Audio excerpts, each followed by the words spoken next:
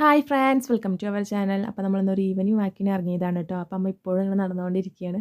ഞാൻ എൻ്റെ വാക്കിംഗ് ഒക്കെ കഴിഞ്ഞ് ഇങ്ങനെ ഇരിക്കുകയാണ്. അമ്മ കുറച്ച് കൂടുതൽ സമയം നടക്കാറാണ്. ഞാനൊരു 10-15-20 മിനിറ്റൊക്കെ നടക്കാറുള്ളൂ. അപ്പോൾ ഇങ്ങനെ വാക്കിംഗ് കഴിഞ്ഞൊക്കെ ഇരിക്കുമ്പോഴാണ് എനിക്ക് ശംഖുപുഷ്പത്തിൻ്റെ ആ ഒരു ജ്യൂസ് ഉണ്ടാക്കിയാലോ എന്ന് തോന്നിയത്. അപ്പോൾ നമ്മുടെ വീട്ടിലുണ്ട് കേട്ടോ അതിൻ്റെ ആ ഒരു ചെടി. അപ്പോൾ എനിക്കിഷ്ടമാണ് അത് ഉണ്ടാക്കാനായിട്ട്. ഞാൻ എങ്ങനെ ഉണ്ടാക്കുക എന്നുള്ളത് ഞാൻ പറഞ്ഞുതരാം കേട്ടോ. അപ്പോൾ നമുക്ക് എന്തായാലും ഇപ്പോൾ പൊട്ടിക്കാനായിട്ട് പോവാം.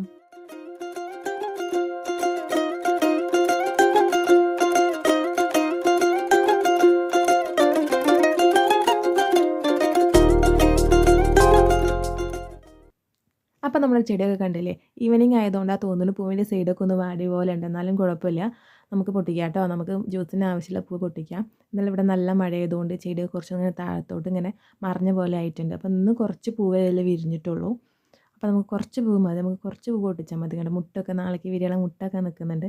ഈ സീഡ് കണ്ട് അതിങ്ങനെ മൂക്കുന്നതിലും ഇങ്ങനെ പൊട്ടിക്കാനായിട്ട് എനിക്ക് ഭയങ്കര ഇഷ്ടമാണ്.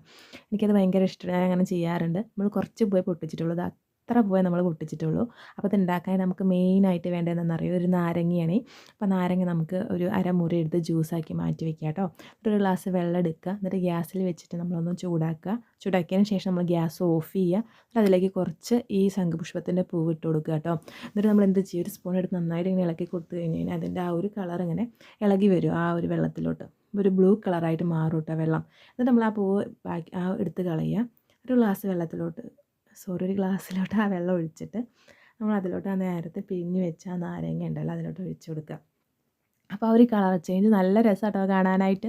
ഞാൻ ഇടയ്ക്കിടയ്ക്ക് അങ്ങനെ ആ കളർ ചേഞ്ച് കാണാൻ വേണ്ടിയിട്ട് ഉണ്ടാക്കാറുണ്ട്. അപ്പോൾ അങ്ങനെ കളർ ചേഞ്ച് മാറുന്നുണ്ട്, ഒരു പിങ്ക് കളർ കണ്ടോ. എന്നിട്ട് നമുക്ക് മധുരം ആവശ്യത്തിന് നമ്മളെന്ത് ചെയ്യുക, തേൻ ഒഴിച്ച് കൊടുക്കുക കേട്ടോ. തേൻ നമ്മൾ ഒഴിച്ച് കൊടുക്കുന്നത് ഷുഗറല്ല.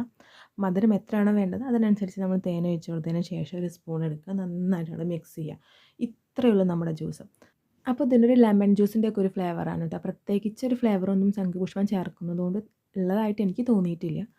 അപ്പോൾ ഒരുവിധം എല്ലാവരും ഇത് വീട്ടിൽ ഉണ്ടാക്കി നോക്കിയിട്ടുണ്ടാവുമെന്ന് ഞാൻ വിചാരിക്കുന്നു കേട്ടോ. കാരണം ഇത് ഭയങ്കര ഫേമസ് ആയിട്ടുള്ള ഒരു ഡ്രിങ്ക് ആണല്ലോ. അപ്പോൾ ഇതുവരെ ഉണ്ടാക്കി നോക്കാത്തവരാണെന്നുണ്ടെങ്കിൽ വീട്ടിലൊന്ന് ട്രൈ ചെയ്ത് നോക്കുക. അപ്പോൾ ഇത്രയേ ഉള്ളൂ കേട്ടോ എൻ്റെ വീഡിയോ. ചെറിയൊരു മിനി വ്ളോഗാണ്. അപ്പോൾ എൻ്റെ വീഡിയോ ഇഷ്ടപ്പെട്ടിട്ടുണ്ടെങ്കിൽ ലൈക്ക് ചെയ്യുക, ഷെയർ ചെയ്യുക, സബ്സ്ക്രൈബ് ചെയ്യുക. Tata, bye bye, see U.